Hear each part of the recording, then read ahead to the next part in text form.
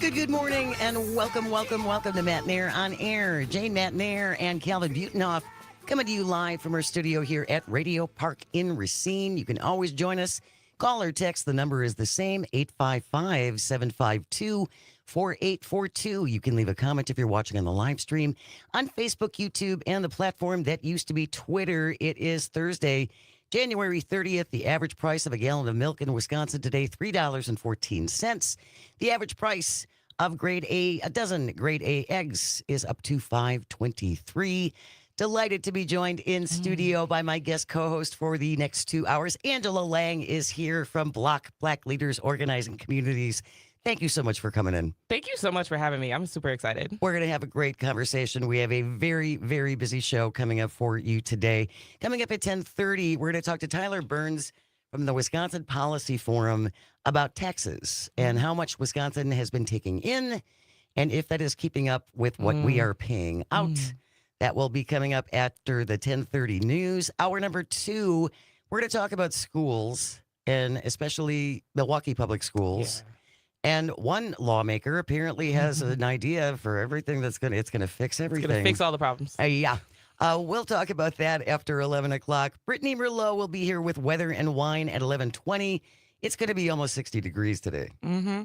I mean, it's great. I was surprised when I got here that there was snow on the ground because there's not snow in Milwaukee. I was like, what is happening? I have flats and a sweatshirt on. Yeah, this isn't normal. Yeah. And we're going to talk about the lack of ice cover and how dry things are with Brittany Merlot, as well as what we can expect for the forecast. I don't think it's going to be near 60 degrees. It's the end of January, people. Yeah. It's not supposed to be like this. So we'll see how long that's going to last. Journal Sentinel, sports guru J.R. Radcliffe will be here at 11:33 to talk all things sports balls. And then we will wrap it up with This Shouldn't Be a Thing. Today it is the 911 emergency edition. Stay tuned for that. We did want to start off, though, with this tragic accident that happened overnight with the collision between an Army helicopter and a flight in Washington, D.C.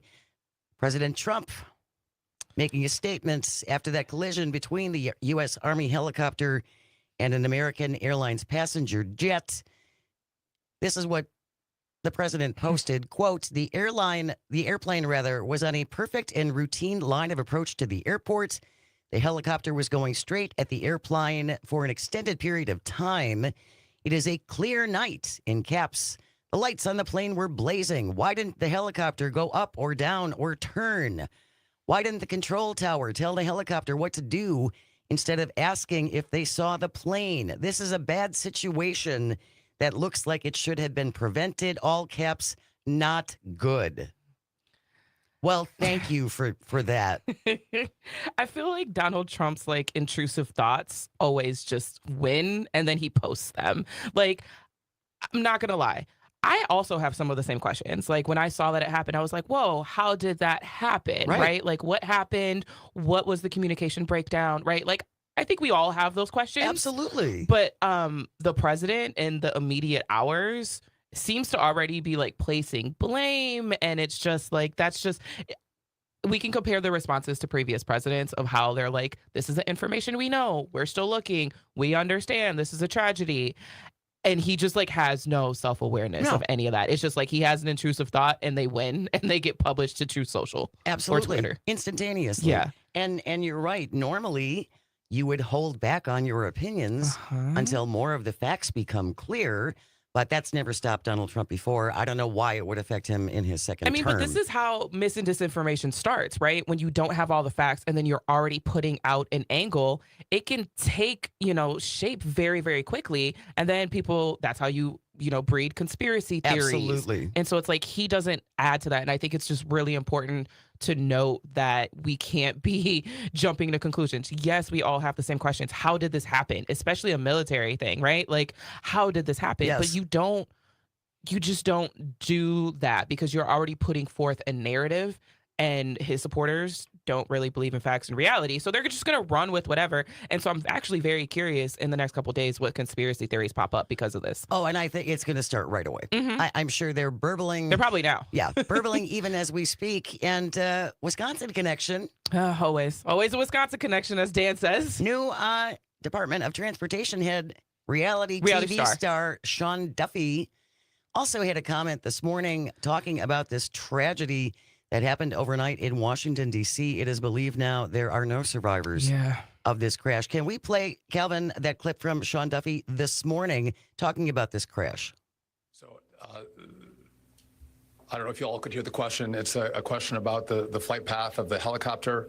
I don't want to go into too much detail about the information we have from the FAA, but obviously it is not standard to have aircraft collide. I want to be clear on that. Well, thank you for prior to the collision. Thank you for that. That's it's not standard. When I saw that, I was like, wow, so profound. Yeah. So profound. But it's also interesting that he says, well, I don't want to go into detail. So it's like, it's clear they're cherry picking what narrative that they're trying to say, because initially when you're like, I don't want to go into detail, that usually implies we're still researching, we're still investigating, blah, blah, blah. But he immediately was like, oh, well, we know this isn't normal. And again, it's already kind of like planting those seeds of blame on the military, which was a choice. To place that blame. That was a choice. Yeah, absolutely. Wisconsin senior senator, of course, never missing a beat. Never missed the beat. To appear on his favorite place, because he doesn't seem to spend much time in Wisconsin. But we always know where to find Ron Johnson. He's talking on Fox News. His favorite person, Maria Bartiromo, he was on her show this morning. We have a clip from Wisconsin senior senator Ron Johnson. Calvin, can we play that clip, please?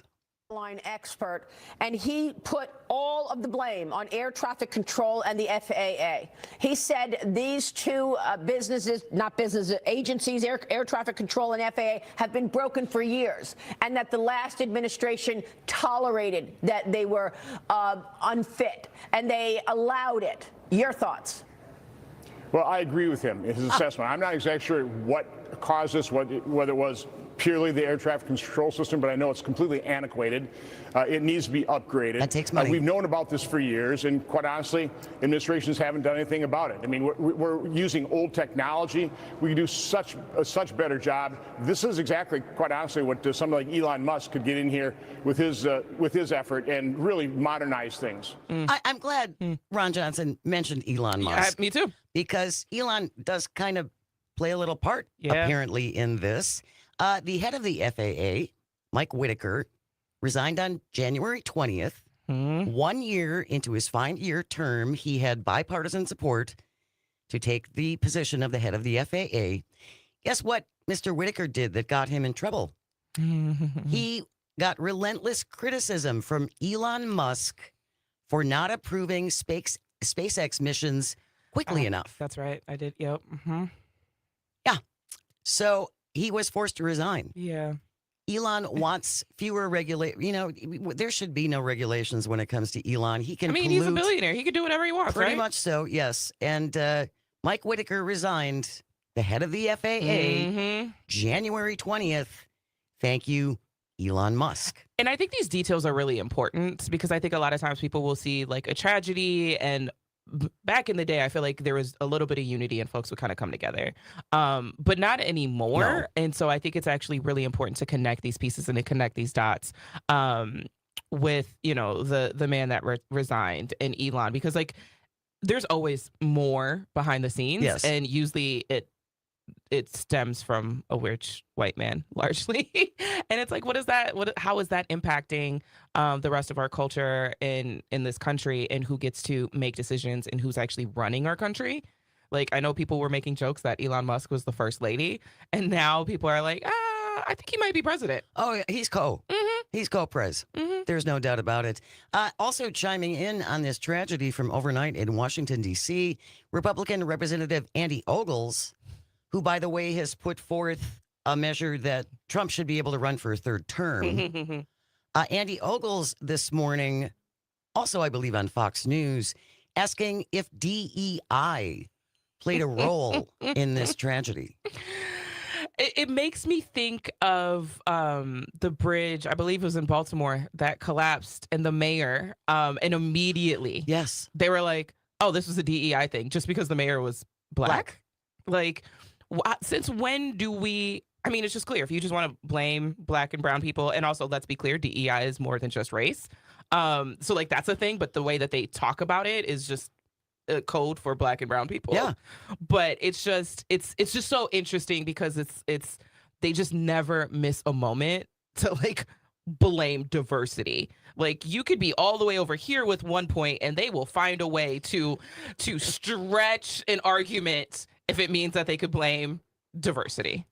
Their ability to do mental gymnastics is almost impressive. Seriously. Actually, to be that limber. Yeah, I thought, I was on the debate team. I like to spin arguments. I know how to, I thought I was pretty good. And even me, I'm like, wow. You're not that bendy. I'm not.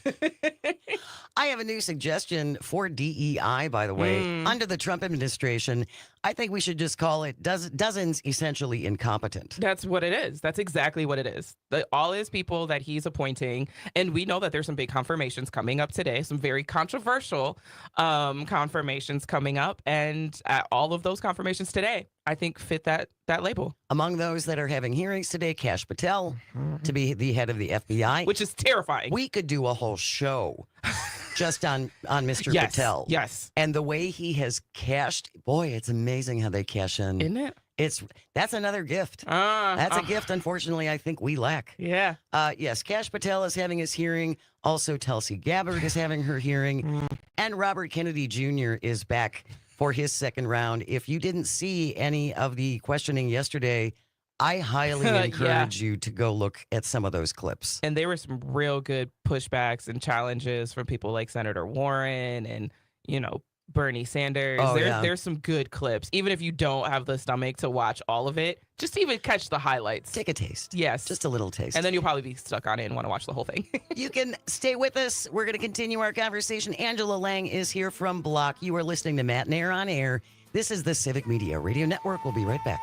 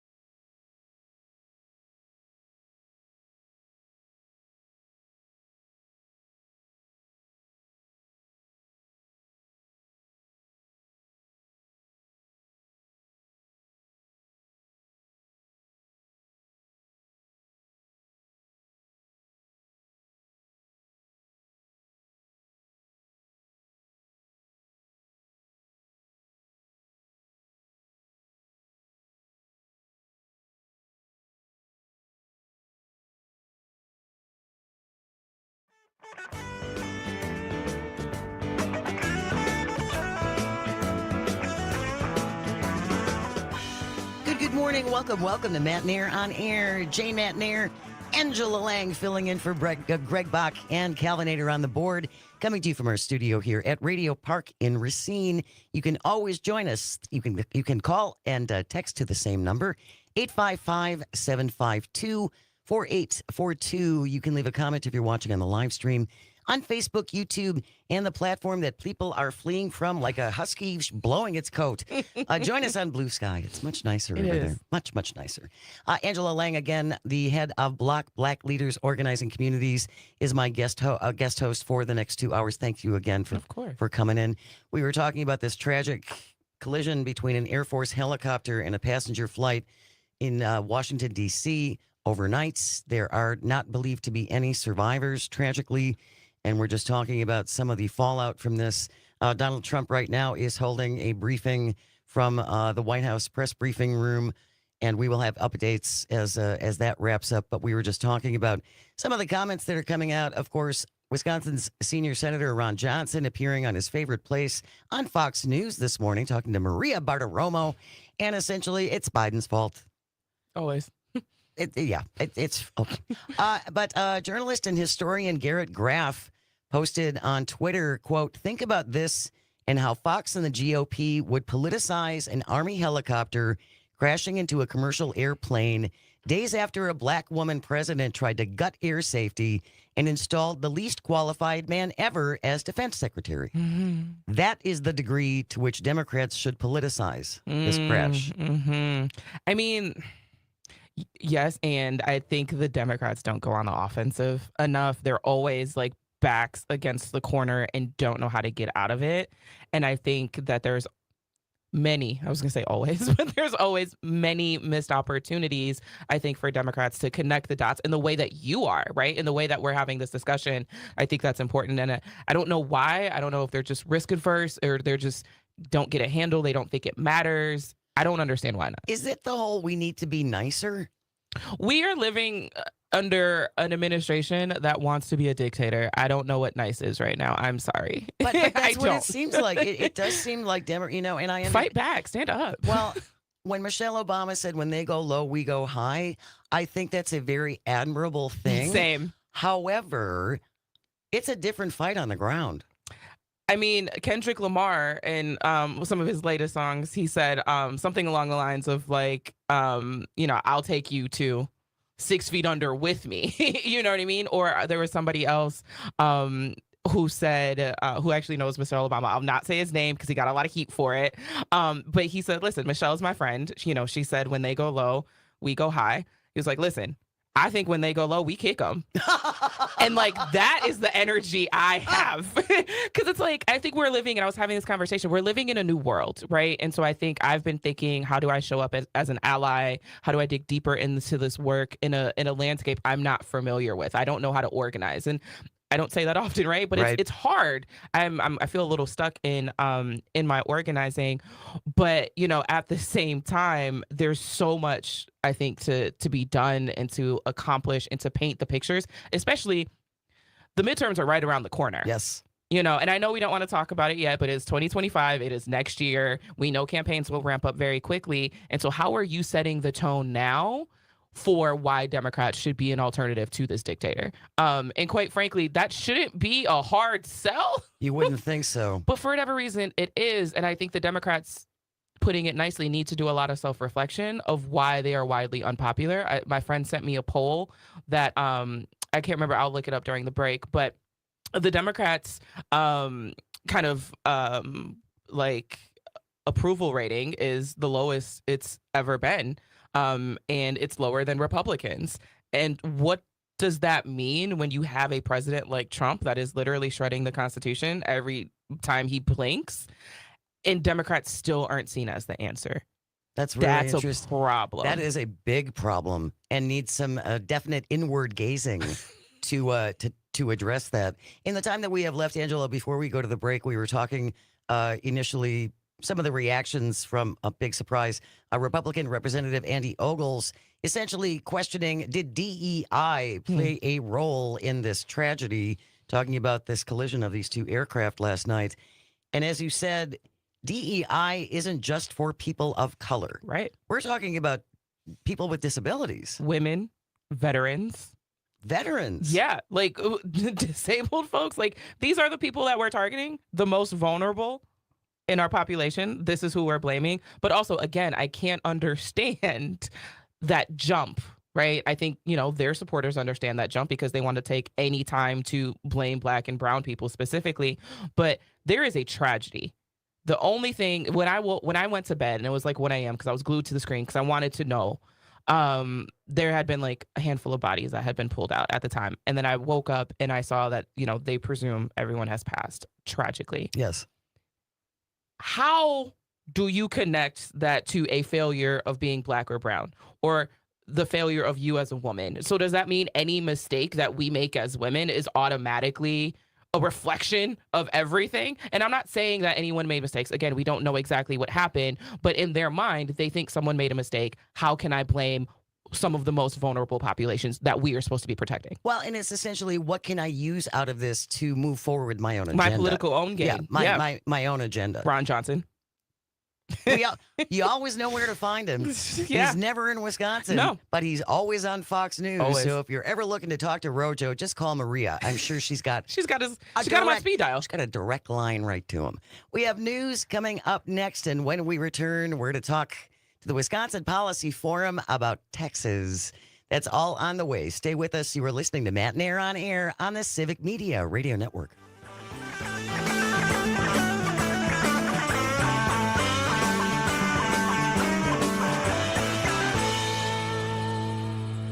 I spent a lot of money and I spent a lot of time. The trip we made to Hollywood is etched upon my mind.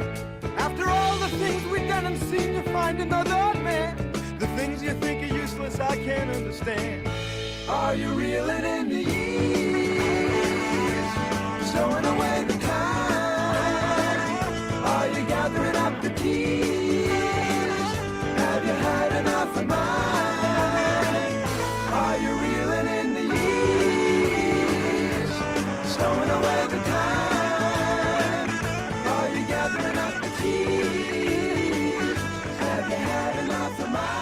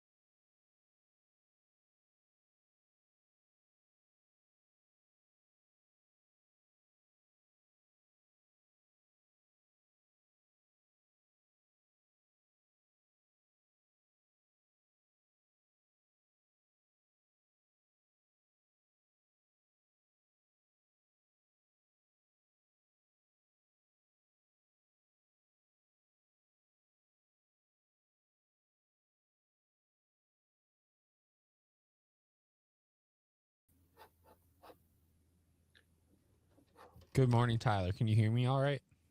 Yeah, I'm going to turn up the volume on you, though. All right. Now we're good.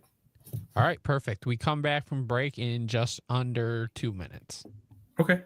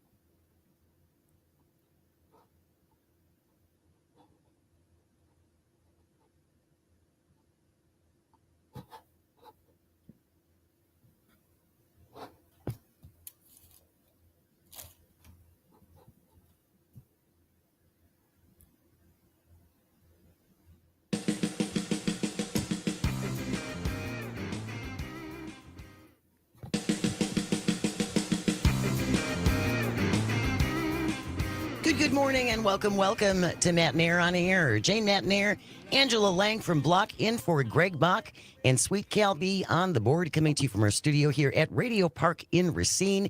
You can always join us. You can call, you can text. The number is the same, 855-752-4842. Leave a comment if you're watching on the live stream on Facebook, YouTube, and what used to be Twitter. I know you don't want to hear this, but you have to. Tuesday, February 18th. Is Wisconsin's spring primary election. All elections are important. All of them. So make sure you are registered to vote. Go to myvote.wi.gov. Make a plan to vote in the primary on Tuesday, February 18th.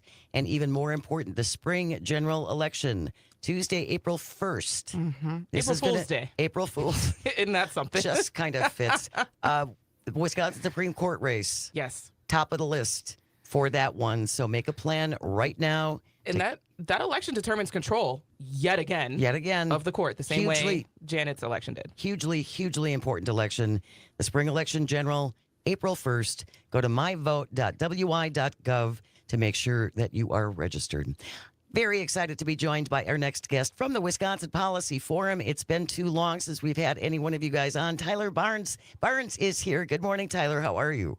Hey, good morning. Thanks for having us on. Absolutely. You have a big article, and you can always reach Wisconsin Policy Forum. You can find them on the web about Wisconsin's state and local tax burden, and it fell again in 2024. One of the reasons why I like having people on from the WPF is because you can explain very, very complicated number things. And there are many, many numbers in this report. So where would you like to start, Tyler? So I think let's start with a broad look at what's going on here when we talk about our tax burden. So what we mean there is if you add up all the income that everybody gets in the state of Wisconsin, you get what's called, our personal income. And then we also add up all the taxes everybody pays, from your property taxes, income taxes, those are in the billions of dollars, all the way down to dry cleaning fees, which I think is something in the neighborhood of $300 and some odd $1,000 a year. We add that all up, and then we just check what the ratio is between what we pay in taxes and what we bring in income. And we've seen a long-term trend of this ratio declining, and that's in part because of income growth, right? So as incomes go up, that gets bigger. We saw income growth last year of 5.2%. Tax collections also grow, even with efforts to keep taxes down. Inflation is always something that happens. Last year we saw a 1.9% growth in state and local taxes combined. And so as incomes grow faster than state and local taxes, that drives the burden down. So it's gone all the way down now to 9.6%, which is state and local side all-time low, or at least we have records going back to 1970, and as far as we can tell, that's the lowest it's been. Now, I don't know what it was in 1935, probably lower, but as long as we have records and sort of in the meaningful past, it's the lowest it's ever been. Is there a sweet spot, Tyler, where we want to be? And if so, where would that spot be? That's a tough question. I think ultimately what you're doing when you're sort of looking at the tax burden is you're saying, okay, so how much do we want to dedicate to the public services that we all receive? So, do we have enough money to pay for the level of public services we want?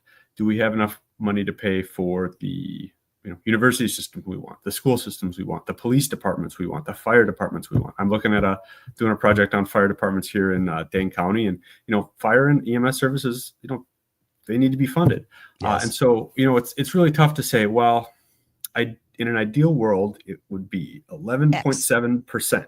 Right. But and this is what the political process is supposed to do, right? We have some folks that say, hey, we'd like to spend some more money on this, and other folks that say, well, that's going to be kind of expensive and that'll raise taxes. And ultimately you come to an agreement.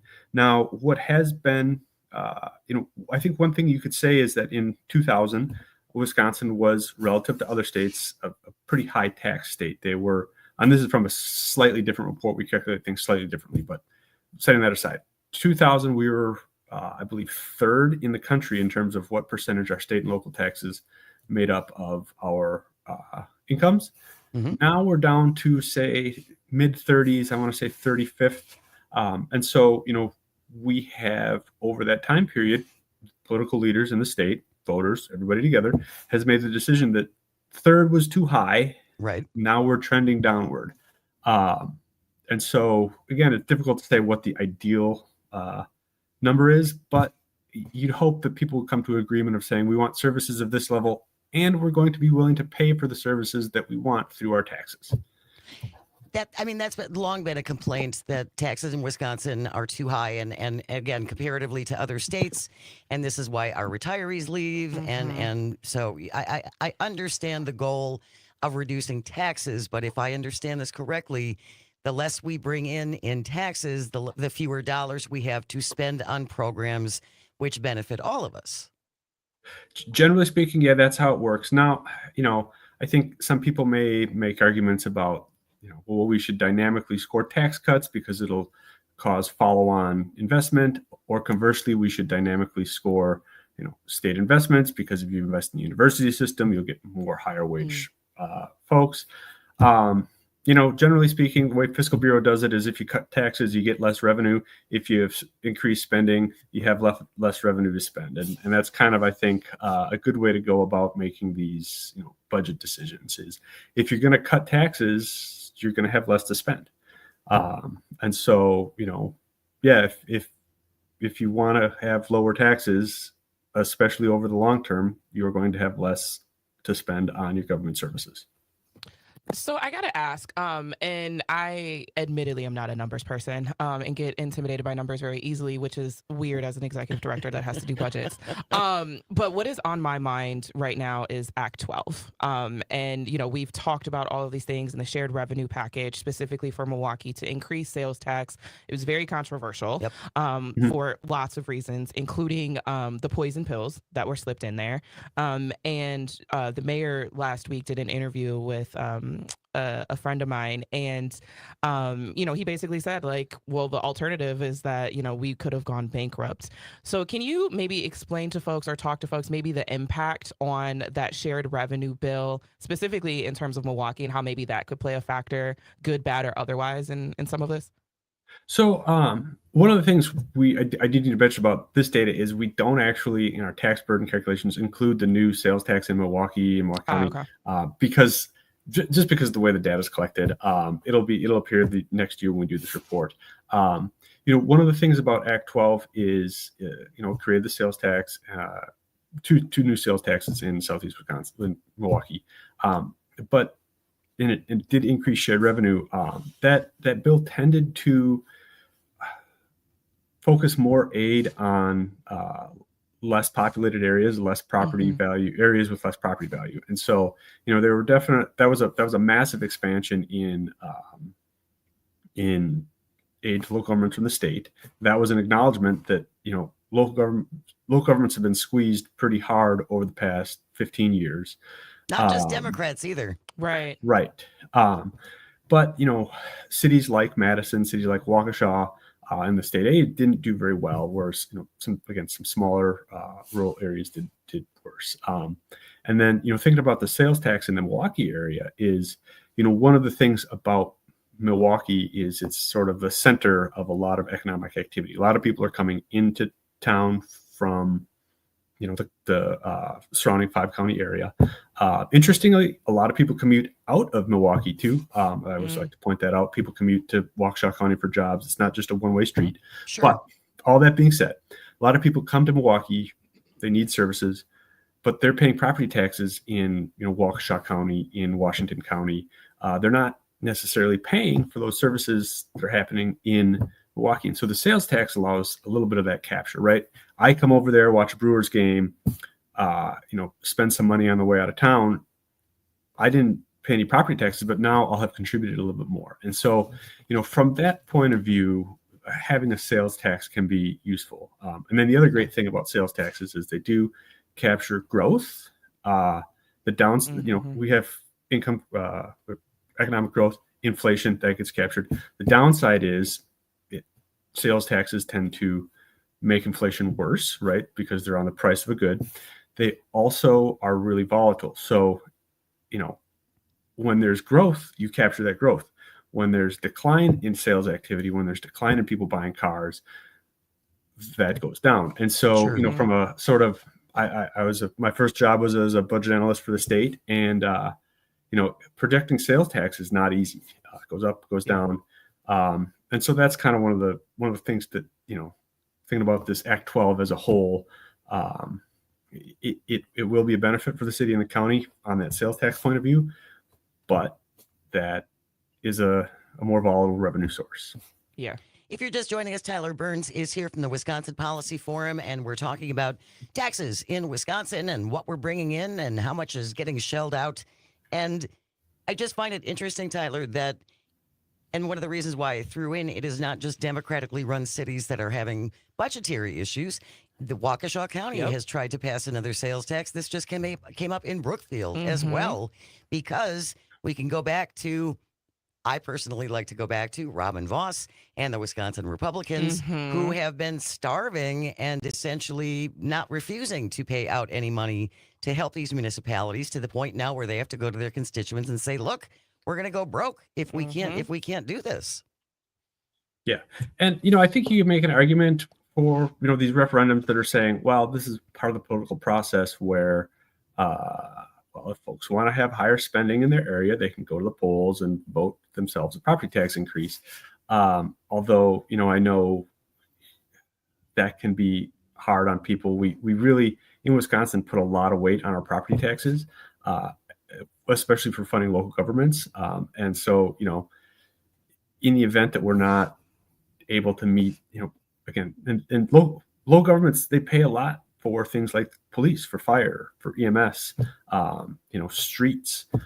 And so this, if we don't have these funding mechanisms in place and we end up having to go to referendum for any time we need to change our funding source, you end up with, winners and losers, and, you end up with a really uneven, unbalanced services. Yeah.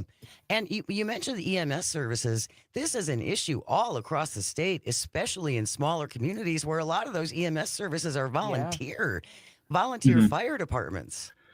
Yeah. And, we're getting a little off of the off the fiscal issues, but I've been working on this EMS project, and so it's at the top of my mind. But the number of calls for fire and the number of calls for EMS, ambulances, seems to be going up more rapidly across the state than population growth.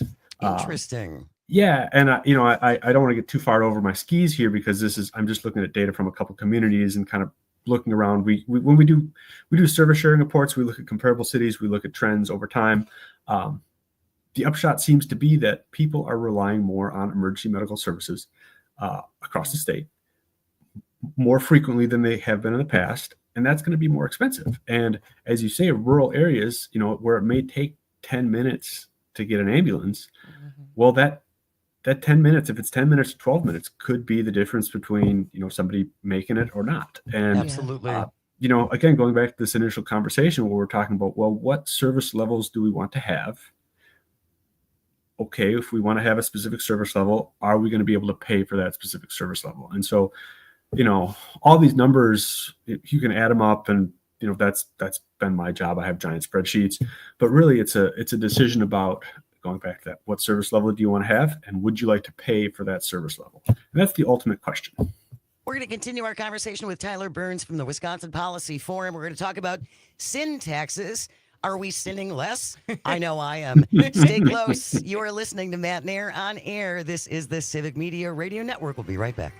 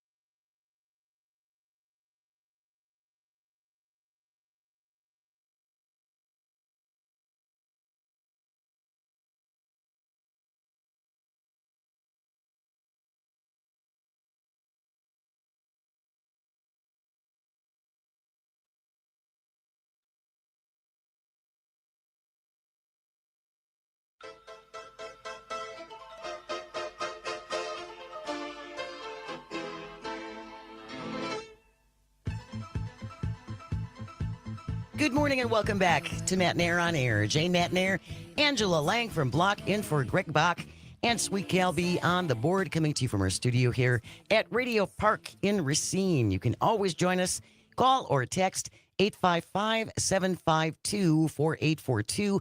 You can leave a comment on the live stream on Facebook, YouTube, and what used to be Twitter. If you haven't done so yet, download the Civic Media app. We have done a whole bunch of updates.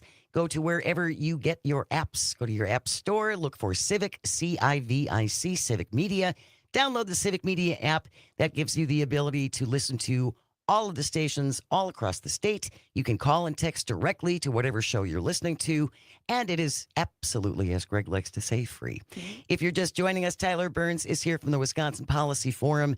They have a big article out about taxes in Wisconsin, what we're pulling in, and this kind of caught my eye, Tyler. So-called sin taxes. These are taxes on cigarettes, tobacco and vape products, liquor, wine, beer. Revenues from these sin taxes fell by 7.4% last year. Are we sinning less?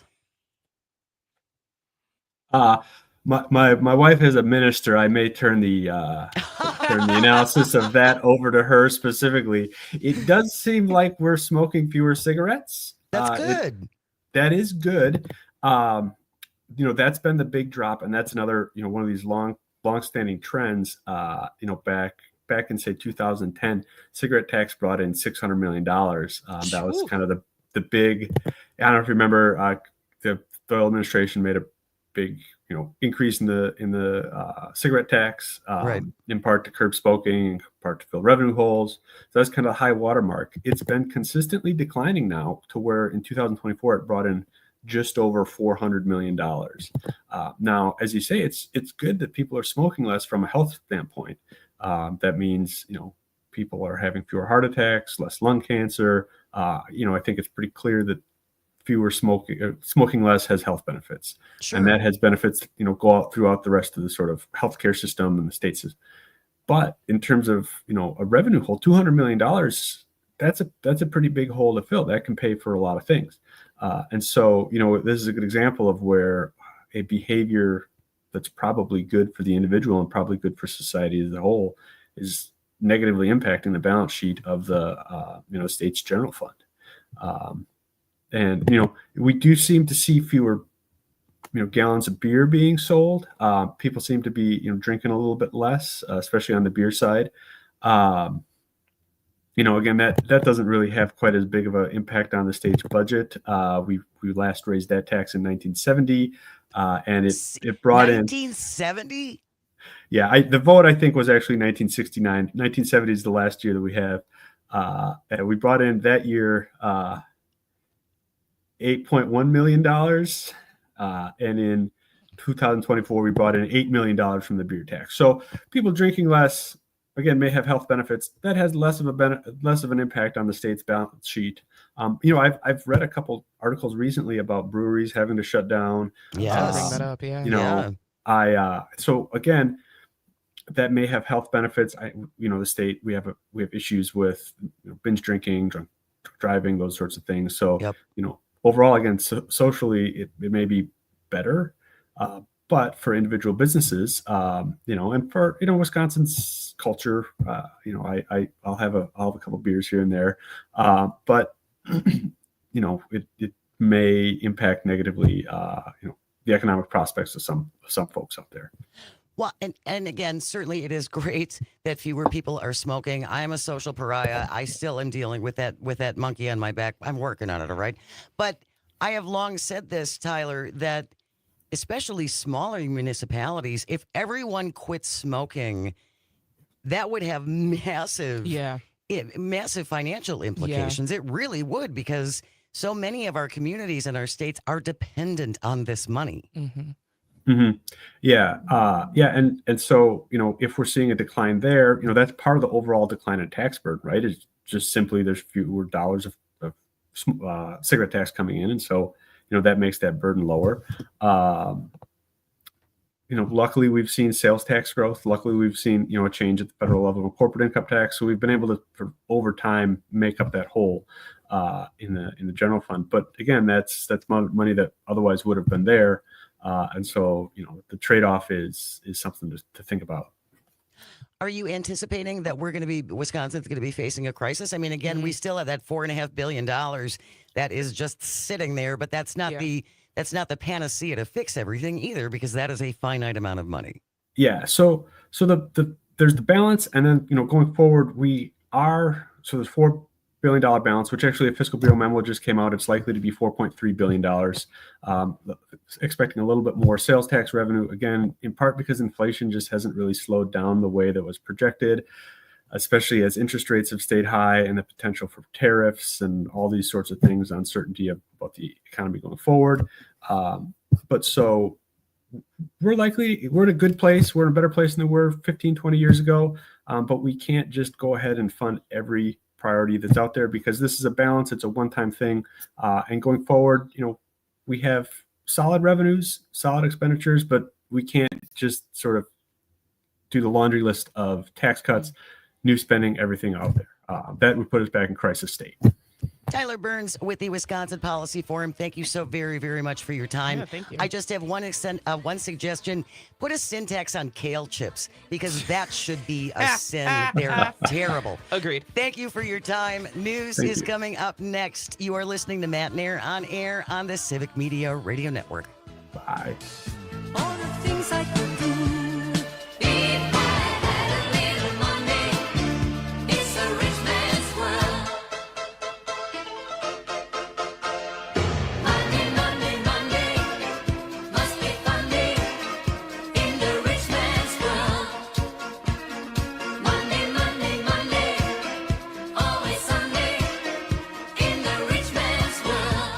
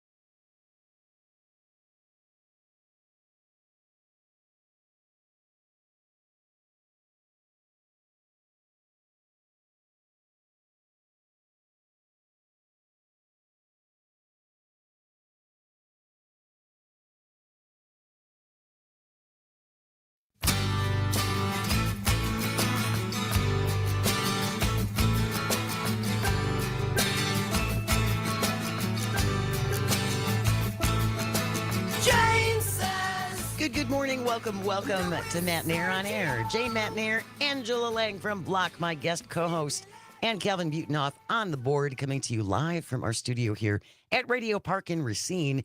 You can always join us, call. You can text. It's the same number, 855-752-4842. That's 855-75-CIVIC.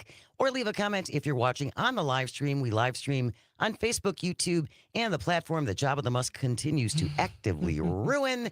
Coming up in about 15 minutes, Brittany Merlot, Civic Media meteorologist, will be joining us for a little weather and wine. Going to talk about the forecast. I just stepped outside. It's so nice It's out. so beautiful. It's crazy nice. I love it. Not going to last. And we're going to talk again about it's very dry in Wisconsin right now. Mm-hmm. We need snow. Yeah. We really do. We'll talk about that with Brittany coming up. J.R. Radcliffe, Journal Sentinel sports guru, will be here at 11:33 to talk all things sports. We will wrap it all up with This Shouldn't Be a Thing. Today it's the 911 emergency edition. If you ever have a thing, by the way, that you think should not be, send it in to Jane Says, JANESAYS, Jane Says at civicmedia.us. Use that same email address. If you have a guest you would like us to get on the show, if there's something happening in your community that you think needs a spotlight, if you would like to complain, I'll make sure and pass it on to Calvin. No, I'm kidding. We do actually read all of the emails at Jane Says, JANESAYS at civicmedia.us. Wanted to spend a little time talking about this not good news from the Cap Times, the byline to Kayla Hoyne. Wisconsin school achievement gap worst among the U.S. states. This has been this way for forever. Yeah. Wisconsin schools have made little improvement narrowing the gap in math and reading scores last year between black and white students. This is according to new results from a federal test. Mm-hmm. For Wisconsin fourth graders, 42% scored proficient in or higher in math. That's about 3% higher than the national average. But 5% of black fourth graders in Wisconsin met or exceeded proficiency in math, compared with 51% of white students in the state. Mm-hmm. That's really disturbing. It's hard to hear, especially I am a proud product of Milwaukee Public Schools. I say that everywhere. I would not have the perspectives and quite frankly not be in the leadership positions I'm in without really, really supportive teachers, whether it was my band teacher Right. or my biology teacher or my English teacher, all of which I'm like Facebook friends with them to this day. Oh, that's cool. Yeah. But like just seeing how when schools are, I want to say fully resourced, but resourced teachers, I'm not going to say that they were paid decent, but they showed up for me in a way where you thought that they were paid well. And I graduated high school in 2007. So, some time ago. And it's so sad. And I've said this before, is that I want every kid, as a person that doesn't have children myself, right? I want every kid and every student to have the exact same experience that I did, where teachers are pouring into them, where you walk into school and you don't have to go through metal detectors and it takes forever to get inside, right? Where you don't have to fear school shootings. I was also a free lunch kid. I was raised by a single mom, right? Free lunch. For a minute, I didn't understand that there was like this weird taboo with it. I was like, your parents have to pay, mine don't, right? Right. But there's kind of like this negative connotation, right? About kids that Freeloaders. Yeah. I saw a clip where a guy, I don't know where he was, not in Wisconsin, a guy was basically saying, well, I worked my way as a paper boy through high school. So they should be. He picked raspberries. Yes. He Yes. was like, I did all of these things. One, paperboy route does not exist anymore. So you're telling these kids to get a job so that they could pay for school lunches. Does that impact their performance? Because I could not have a full-time job. Yes, I was working on weekends at my uncle's restaurant, right? But having a full-time job so you can eat at school is going to negatively impact your grades. And I'm assuming that this gentleman's experience was so he had pocket money. Exactly. He wasn't talking about school lunches. He didn't have a paper route and wasn't picking raspberries so he could eat at school. Right.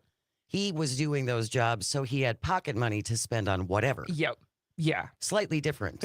just a little bit. Just a little bit. Just different slightly. experience. And I have to wonder as well, Angela, thank you, Scott Walker, for demonizing our teachers. Yeah. In case we have forgotten Right. how they framed teachers during Act 10, Yep. and they're lazy and they get summers off and they're overpaid and they're Yep. bad teachers. Why on earth, even today, would someone want to go into that profession? Because I Exactly. think that flip of respecting our teachers for what they do hmm went to disdain Yeah. for what they do. Yeah. And now we keep even putting more expectations on them. Now we want them to be armed. We want them to be armed. We want them to protect all of these kids. And I'd be remiss if I didn't also mention how ICE is trying to go into schools as well. And I saw a teacher post on his TikTok and it was like, so you want me to take bullets for these kids, but you expect me to give them up to ICE? No, you asked me to protect these kids. I'm protecting these kids. You told me to put my life on the line for And that's them. what I'm doing. And it's I applaud those teachers and I have a lot of deep respect for those teachers. And also at the same time, I was at the protest with Act 10, right? And in the cold and the cold snow and my shoes and sleeping over and eating Ian's pizza for God knows how many days on end. I remember all of that. And I remember thinking that was like one of the first big pivotal things for me. It was huge. It was huge. It was a dividing line, right? It tore up families. But I also remember it clicked for me. This is not only bad for the obvious reasons, but the fact that like we have made teachers who cultivate our future and our kids to be the best doctors, economists, which also helps the Wisconsin economy long term. Absolutely. Because you can't have teachers that don't care about their kids and are not, actually truly educating them because they're not going to grow up and actually contribute to the economy. That's not one of the main arguments, but I think at least Republicans should see that. But I think it's, I knew in that moment, I was like, the fact that we are demonizing and villainizing teachers, I was like, this is bad on a deeper level than just the policies. And we also didn't learn about all that teachers do, even Right. when we were in the middle of the pandemic Right. and parents had to step in Yeah. in many instances and become the teacher. Mm-hmm. And I would have thought that would have imbued people with an entirely Yes. different respect for what they do. Agreed. Like if a teacher's job is hard in and of itself. Oh. And there's a teacher in Milwaukee, unfortunately, was passing out materials, just kind of like know your rights materials to families and is now suspended, right? She wasn't doing political stuff. She was giving out nonpartisan, know your rights type of materials. Nothing illegal. Nothing illegal. And it is, the way these teachers are showing up for our kids above and beyond, it goes to show their passion, dedication, and love for literally our children Without and a- our futures. Yes. And the fact, I remember I had a teacher in high school, and it was like every Wednesday, she would have a red shirt and khaki pants. And at some point, someone asked her, and she was like, oh, this is my night. I have to work my night job after this. This is why I can't do after school activities. I have to work at Target on the night shift. And we were like, why you got an extra job? Right? Because like Sure. in my head, I was like, they must be making 80 to 100. So much money. Right? And Yeah. then she was like, it was in high school, so she wasn't going to try and, say all of the things. And she was like, actually, teachers don't get paid that much. And I was like, what do you mean? How can that be? How can that be? And it goes to show consistently what we choose to value and what we choose to prioritize. Absolutely. And you can see that just by what teachers can spend up to $250 of their own money for school supplies and things like that they can write off. Mm-hmm. Ron Johnson gets to write off private planes. Right. So that's apparently where our priorities are. Yeah. I've always said we should tax the rich. What a crazy thought. What a crazy thought. Crazy. But go ahead. Well, here's something that may just fix all of our problems, Yes, Angela. Yes. Headline from Molly Beck in today's Milwaukee Journal Sentinel: GOP lawmakers seek to require public schools to display "In God We Trust" in their classrooms. Republicans, Senator Corey Tomczyk of Mosinee, and GOP Representatives Joy Gebbin of Hobart and Nate Gustafson of Fox Crossing want support from the legislature for a bill to require the display "In God We Trust" in all public school buildings within 6 months of its passage and by the 2026-2027 school year. My first question, is the sign bulletproof? Good question.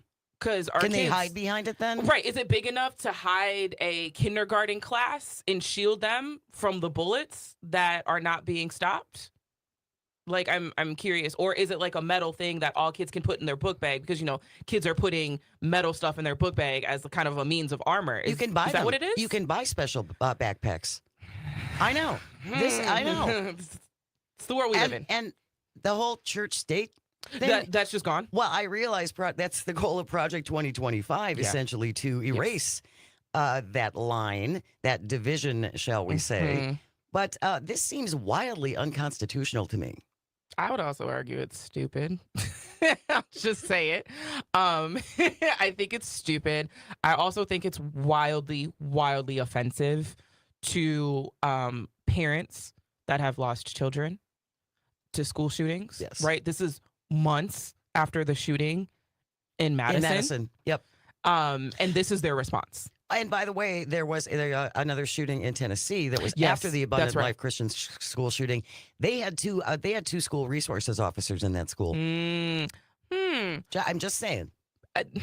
School resource officers also do not.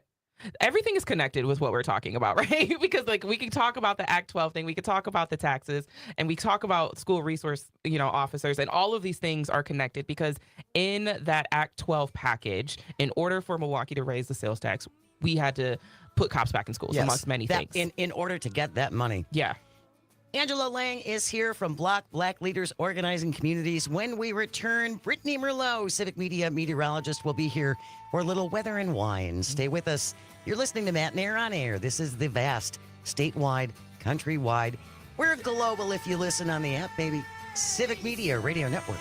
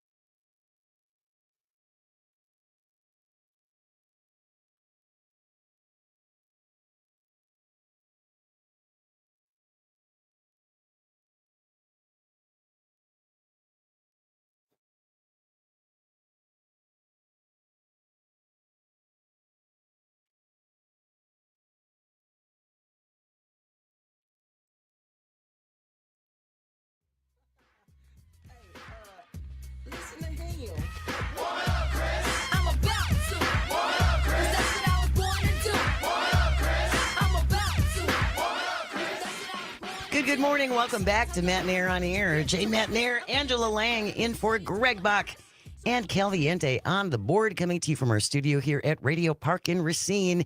You can always join us. Call, text. The number is the same, 855-752-4842. Leave a comment on the live stream on Facebook, YouTube, and what used to be Twitter. She joins us every Thursday, usually at this time. Civic Media meteorologist Brittany Merlot is here for a little weather and wine. It is so nice out in Racine right now, Brittany. It feels like April. Oh my gosh. Can you bring some of that up here? Because I'm Is it still at not about that nice? 37. Yeah. Oh. Brittany's in Wausau, by the way, in case you don't know. Yes. Oh my gosh. This record heat. I mean, we're going to be breaking records all across the state today. Feeling like spring and enjoying it. Yes. For a day. Uno day. Yes, that's it. It's going to go away very, very fast. In fact, tomorrow we take a 10 to 15 degree temperature hit. So still staying on the mild side of winter weather, but the winter weather does strike back on Saturday, of course. So are we getting snow or what's going to happen on Saturday? Yeah, we are. So the jet stream has shifted, first and foremost. It is targeting us now, and it's going to be winter from here on out.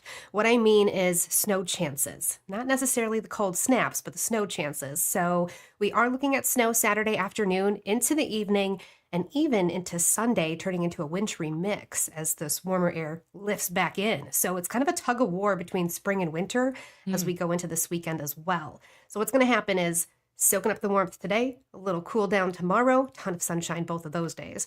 Snow moves in Saturday. We're looking at a good 2 to 4 inches, especially into the north woods.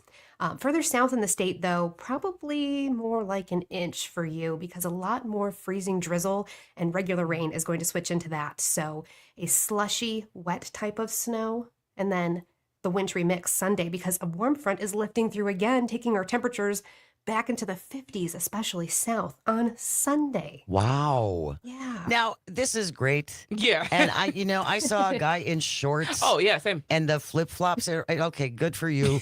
But this really isn't good. It feels weird. Like, I It can't does be feel- happy. It's the end of January. This shouldn't be happening. I'm And concerned. people get mad when I say this, but things need to freeze. Yeah. There are Yes. certain things that get killed off in a freeze that are important. Absolutely. I mean, those algae blooms, do you want to enjoy the lakes this summer? Because we need the colder weather for that. We're also just losing winter in general. I mean, 14 days per decade we are losing to spring or fall kind Wow. of conditions. Yes. And then you put the ice cover on top of that on the Great Lakes. That is significantly shrinking, 5% per decade. And people don't quite understand why that even matters, but the whole ecosystem, the fish, they need that. They also need the oxygen and all the nutrients for that ice cover. It helps them. Not to mention the lake effect snow. When we start to freeze over the lakes, that shuts off. And some of these towns up in Hurley, Wisconsin, Ironwood, Michigan, they're just getting obliterated with snowfall, while the rest of us are in a snow drought. I was looking at conditions here in Wausau. We're 2 feet away from where we should be on average snowfall. 2 feet. Wow. Well, and that has major ramifications then when it comes to spring. Yep. And farmers need to get into the fields and put their crops in. If we're starting with such a precipitation deficit, that's not good. Yeah. No. And actually, right now, the frost level in the ground is rising, and it's right at the level where their pipes are. So this could mean more bursting pipes into parts of the state, too, even though it's not a cold snap. I know that's kind of weird, but there's a lot of things going on, even underground, underwater, that we don't pay attention to, but we need to. I think that's really shocking Yeah. that we're losing 14 to 15 wild. days of winter every year. I haven't heard that Me before. neither. Yeah. And our temperatures here in the Great Lakes region are the ones that are rising the fastest, about 3 to 5 degrees. So we're also seeing that as well. I mean, those areas are definitely the lakeshore, the bayside areas, getting those warmer temperatures, but still, it's affecting all of us. Well, and if I remember correctly, 2011 was the great Groundhog Day blizzard of 2011. I remember it very well because we had to shovel ourselves out of the hotel where the station had put us up to get to the station. And then the car got stuck driving up the driveway to the station. Oh, yeah, it was great. But we had over a foot of snow, and that wasn't that long ago. This was in 2011. Very interesting. Now, because I'm looking at the track for the rest of the month as we go into February, and I keep seeing storm after storm after storm. Really? Oh, okay. It's hitting Wisconsin. So, like you're kind of saying, Jane, it could be right around the corner for us. I wonder if it's just like delayed too, because I feel like we always wonder, like, is it just a mild winter-ish, or is it just a late start and we're gonna get hammered through April? I would love that. Everybody's shaking their fist at me. Brittany Possible. Merlot, the human aberration. Yeah, you might be alone in that thought. But that's All okay. right. But think about last year. The Iditarod had to be. They had to completely redo the whole Yeah. thing because of the lack of snow. This has big ramifications for a lot of businesses up north with snowmobile trails and all the winter sport loving folks. And they were really hurting last year. And a couple more years of this in a row Yeah. is gonna be disastrous. Yeah, we were talking earlier about the American Birkebeiner. Many years they've had to cancel it in just the past 5 to 10 or Yeah. so. And do they move closer to Lake Superior to get the lake effect? Is that going to be our only guaranteed snow machine in the future? Not to mention ATV trails up north, they're starting to open up year round, which means they're using the snowmobile trails, which means they're For their planning to less ATVs. snow. Mm-hmm. She joins us every week for a little weather and wine. Brittany Merlot, thank you so very much. Really appreciate it, my friend. Have a great day. Thanks, You too, Brittany. thank you. I'm going to go home now and yell at my daffodils and say, it's not time. Don't come up yet. Getting over anxious. News is coming up next when we return. Journal Sentinel sports guru J.R. Radcliffe will be with us to talk all things sports. Keep it here. You're listening to Matenaer On Air on the Civic Media Radio Network. Grab a hold of your soul and never let go. Do the jump, do the hump and say, oh! Now that's the state of mind I'm in. With rhyme after rhyme, I win. I'm the wrong brother for suckers to be messing with. Cause when I put the mic in my hand, I start wrecking it. They call me the D-A-W-I-C. There ain't another brother bad as me. What I let go. Something from the ghetto. Word, a little brother kicking rhymes like you never ever heard. Daddy of them all, shooting the kid like a gun. Crisscross, show 'em how it's done. What up, Chris? I'm about to. What up, Chris? That's what I was born to do. What up, Chris? I'm about to. What up, Chris? That's what I was born to do. What up, Chris? I'm about to. What up, Chris? That's what I was born to do. What up, Chris? I'm about to. What up, Chris? That's what I was born to do. What up, Chris? I'm about to. What up, Chris? That's what I was born to do. What up, Chris? I'm about to. What up, Chris? That's what I was born to do. What up, Chris? I'm about to. What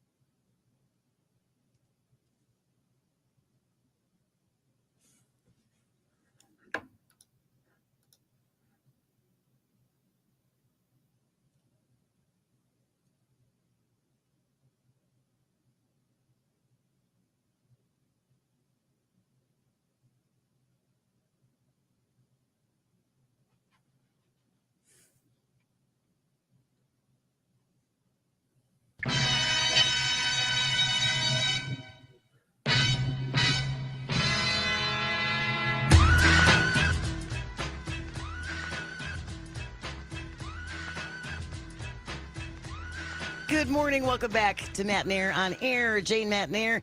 Angela Lang is here from Block, my guest co-host, while Greg Bach is off. And we have Sweet Calby on the board coming to you from our studio here at Radio Park in Racine. You can always join us, call or text at 855-752-4842. Leave a comment if you're watching on the live stream on Facebook, YouTube, and the platform that people continue to flee. Come to Blue Sky.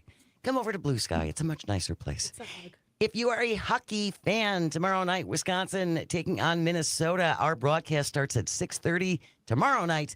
Friday evening, you can catch that action on WFHR 97.5 FM and 1320 AM in Wisconsin Rapids. Wisconsin hockey against Minnesota tomorrow night, starting at 6:30. He is the Journal Sentinel sports guru. J.R. Radcliffe is here. Good morning, J.R. Thanks for joining us. Of course. Good morning to you as well.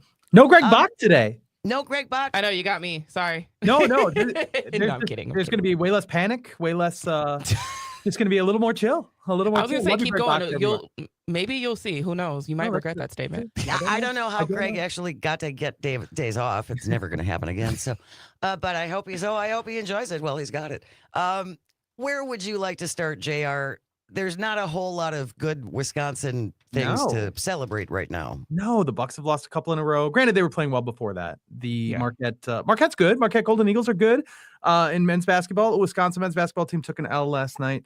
Well, the Super Bowl is coming up. We could go bigger picture and talk about Kansas City. Well, so here's the thing. Kansas City has won the last 2 Super Bowls. Right. And they are on the cusp of winning a third. They're going to play the Philadelphia Eagles. There's a couple of Wisconsinites in this game that maybe we can talk about because I think there's some cool stories there. But you're going to hear a lot about three-peat being an unprecedented achievement because in the Super Bowl era, there has not been 3 winners in a row. But there is one franchise that has actually three-peated in terms of championships, and that would be the Green Bay Packers. They did it back in the 20s and 30s when things were very prehistoric, and that's fine, but they also did it. They won the championship before they won the first 2 Super Bowls, so that would technically or otherwise, I would say more than technically, be a three-peat. So that has not been acknowledged. So, maybe it's a little preventative maintenance here, being like, before you start talking about how great the Chiefs are and unprecedented, just to be clear, the Packers have also three-peated. You are welcome to join them in this very elite fraternity, but nobody else has, no other franchise has three-peated. And the Chiefs would equal what the Packers did, but this is something right now the Packers have to themselves. Is it, correct me if I'm wrong, JR, but isn't three-peat a copyrighted term? Yeah, I think it is. Was it Phil Jackson of the Bulls who did it? Let's see. Let me do some handy. Pat Riley. Interesting. Pat Riley. Pat Riley. Yep, it's actually a copyrighted term. I didn't know that. I think when the Bulls did get their third win, he got a cut of that because they wanted to have shirts that said, three-peat on it. Yeah, and he gets a nice slice. That's fantastic. Good for him. I hope that no one is coming after me because I definitely wrote about this in the Milwaukee Journal Sentinel, how the three-peat is something that the Packers had previously done. I didn't use the digit 3. It was written out. Maybe I get some leeway on the I think you're okay. Copyright infringement thing. Yeah, but that's an important detail. I didn't know that. Yes. I mean, so the Super Bowl era is kind of this tricky thing, right? Like in 1965, the Packers beat the Browns for the NFL championship. The NFL was the dominant force in football. The AFL had come along and had only been there, I think to that point, about 6 seasons. But there was interest in merging. And in 1966, the year after, really a few months after they beat the Browns for this championship, the 2 leagues get together. They decide we're going to merge. We're going to wait a few years. We're going to wait until 1970 to completely merge our regular seasons. In the meantime, we'll do our own thing. And there will be this AFL NFL championship game at the end of the season. So in 1966, the Packers again won the NFL. They beat the Cowboys in a very exciting game, not the Ice Bowl, that comes later, but they beat the Cowboys in a very, very exciting game. And then they get to play the Chiefs in the AFL NFL championship game, which later kind of quickly becomes the Super Bowl. It didn't stay, weirdly worded for long.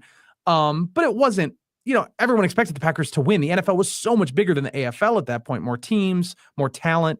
Nobody thought the Packers were going to lose that game, and they didn't. So it was very early Super Bowl. We weren't seeing filled up stadiums or anything like that. And then the following year they do it again. They win the Ice Bowl. They go again to the championship game and they beat the Raiders. So that is 3 championships 3 NFL championships, if you just want to put it that way, you can, because of course the merged league took on the name NFL, but the NFL was still, 50,000 people plus came to Lambeau to see them beat the Browns in that, January 2nd, 1966, right after the 65 season. That's a lot of people. That's more people than go to a World Series game. So like, this is not small potatoes. So again, yes, it's three-peat. The Packers are the originators of the three-peat, no matter what that rally says. JR says. Yep. That's what I said. It just is. It just is. Let's talk about the Cheesers on both sides of the Super Bowl. Yeah, so the Philadelphia Eagles have a guy named Zach Baun. He played at Brown Deer High School. I saw him in high school. He was electric. He was a quarterback. The Associated Press or the Coaches Association, I don't remember who, but he was the Offensive Player of the Year in the state of Wisconsin when he was a senior. He had previously been enrolled at West Bend East, but he primarily known for his varsity play at Brown Deer. Incredible, went to the University of Wisconsin, switched to the defensive side of the ball, was at Wisconsin for a full gamut of years, and ended up All-American, ended up doing great. And then he was drafted, played 4 kind of unremarkable years, mostly as a special teamer for the New Orleans Saints, signed a 1-year deal with the Eagles before the season. And they decided, you know what? They got a first-year defensive coordinator, Vic Fangio, very well-known, experienced defensive coordinator. He had just his first year with the Eagles. And he decides, you know what? I think that guy's a linebacker, like a full-time linebacker. Not only was he very good, he ended up first team All-Pro, which is an incredible accomplishment. He is a finalist, one of 5 for the NFL's Defensive Player of the Year. He was unbelievable. Forced 5 fumbles, had sacks, a bunch of tackles for loss. He's with TJ Watt of Pewaukee High School and much better known to this point as a finalist for Defensive Player of the Year. He's had a sensational season. He's been a huge reason why the Eagles have been so good this year. So he's on one side, and then on the other side, you've got 2 guys. Leo Chenal, who played at Grantsburg High School and then played at University of Wisconsin, had a tremendous career there as well. He could win his 3rd Super Bowl ring because he was a rookie on the Chiefs 2 years ago when they won their first Super Bowl. He's a lot of special teams, but also plays on defense. He's not as big a regular as Zach Baun, but he's blocked a few kicks. He has a sack in the Super Bowl. He blocked extra point in the Super Bowl. He had a really good Super Bowl last year against the 49ers.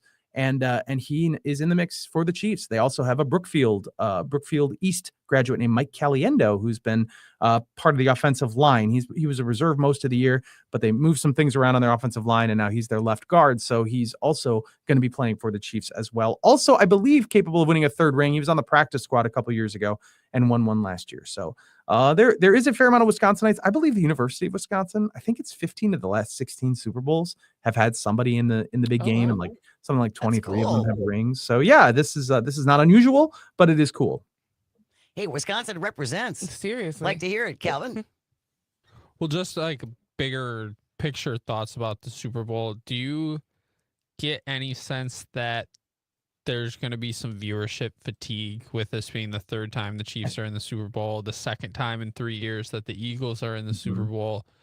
Do you think it will affect ratings at all, or do you think this will still be the typical largest night in sports? I think it will affect my personal enthusiasm, and I think it will for a lot of people. I don't know about ratings. Ratings, you get there's so many factors, and I think the Super Bowl is not even a football game. It's an experience for most people across the country. You know, they get together with friends and they watch just every year, no matter who's in it.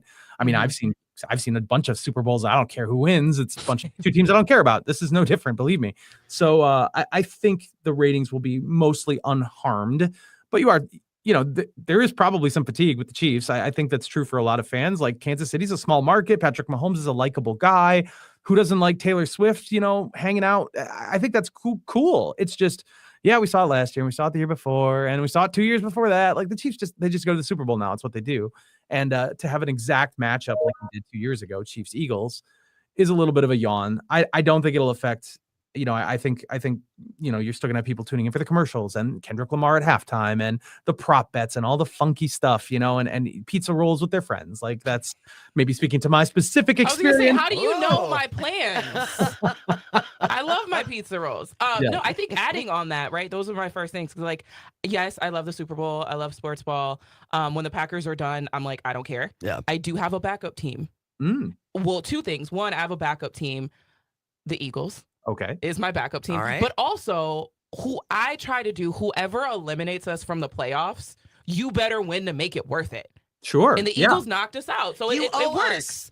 But then owe- also, like, I'm watching because it's like, it is, like you said, it's an experience. But I'm like, Taylor Swift is going to be there. So the Swifties are going to tune in. Right. And then Kendrick, like, we all know the year that Kendrick had last year. I think people are going to turn into the Super Bowl as well. And sometimes when I only want to watch the halftime show, I end up just watching the whole game anyways. So I'm curious about how all those dynamics kind of play out.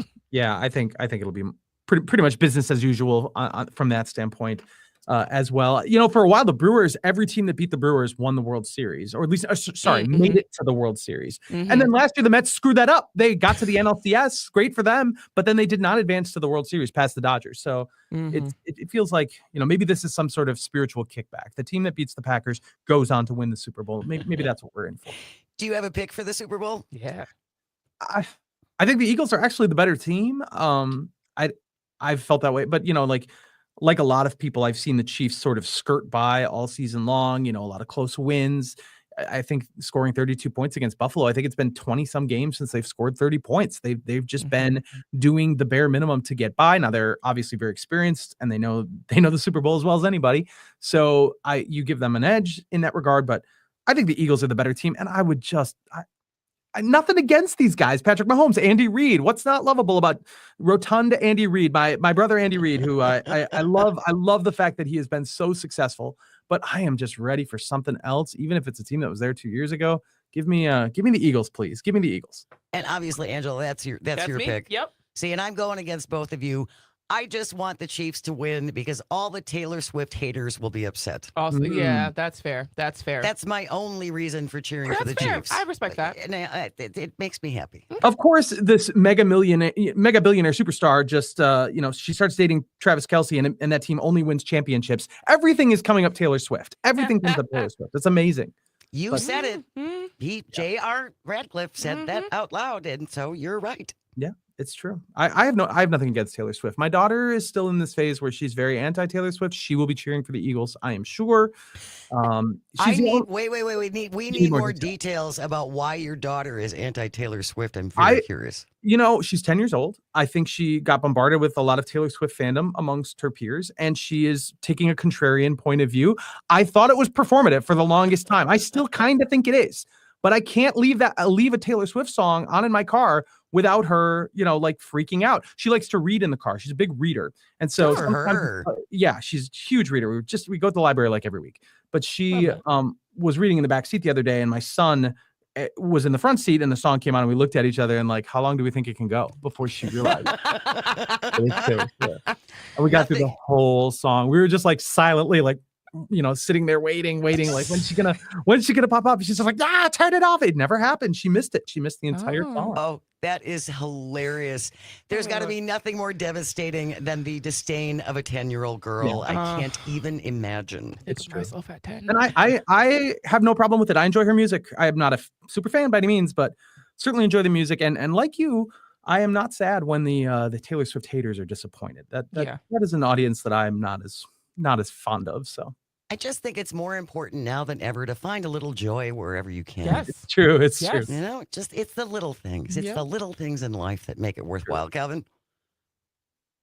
I guess my prediction is going to go with the Eagles. I think a three-peat's a really hard thing to do. Yeah. There's a reason it's never happened in the NFL, and even in the NBA, a league more prone to dynasties, a three-peat hasn't happened since 2001. So it's true. You've heard it from Sweet Cal B. There we go. Okay. Read his stuff in the Milwaukee Journal. Sentinel J.R. Radcliffe joins us every other Thursday. Thank you so much, J.R. Really appreciate it. We will see you in a couple. All right. Sounds good. Coming up, we will wrap up the show with This Shouldn't Be a Thing. Today it's the Hello 911 edition. You're listening to Matenaer On Air. This is the Civic Media Radio Network.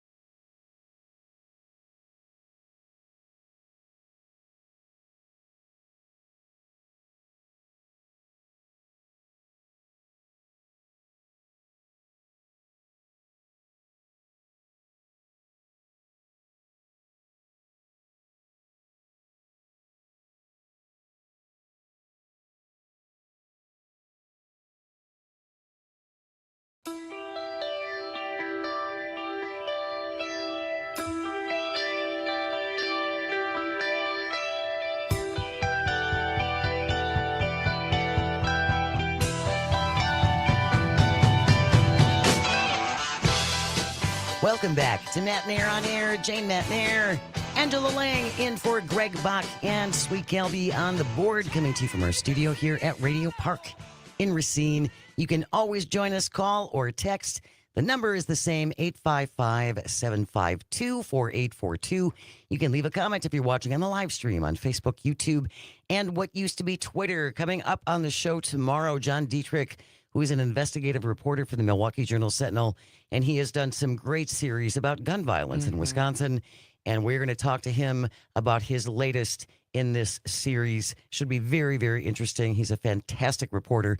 Emily Mills, who has written for the Recombobulation Area, like you have, is going to be joining us after the 11 o'clock hour. Dan Schaefer, Civic Media political editor and the author and founder of Recombob Area, will be my fill-in guest host. Love that. For tomorrow. So I hope you can join us for that. It is just about 11:53. Calvin, that means it's time for... This shouldn't be a thing. If you ever have a thing you think should not be, send it in to me at Jane Says, JaneSays, Jane Says, at civicmedia.us. This is from UPI.com. Ben Hooper has the byline. Headline reads, Wales' most inappropriate emergency calls include fingers stuck in beer bottle. The Welsh Ambulance Service said some of the most inappropriate calls to its 999 emergency number in 2024 included a person whose finger got stuck in a beer bottle and a person whose pet alligator got loose. And that seems valid, though. That's it, right? That one seems valid. In a news release, they said that over 400,000 calls came in last year. Of those, 63,000 were determined not to be life or death emergencies. One 999 caller told dispatchers, quote, I got my finger stuck in a beer bottle and it will not come out, unquote. Another caller reported they had chipped a tooth. Another reported that they couldn't get a bracelet off. Going back to the alligator, one caller reported a problem with their pet alligator. Quote, it's got loose and I'm scared to death. I don't like it. I do not like it. I think it's under the sofa, unquote. You have your pet alligator.